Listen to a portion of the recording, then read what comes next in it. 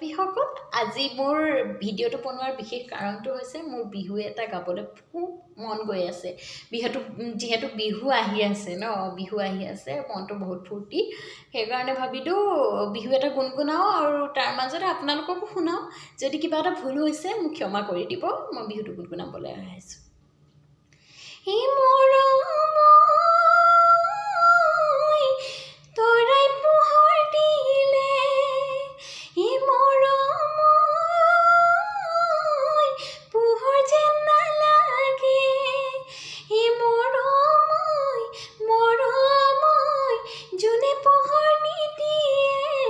যোনে পোহৰ নিদিয়ে মানে এই মৰম আনে মৰম দিলে এই মৰম যেন নালাগে এই মৰম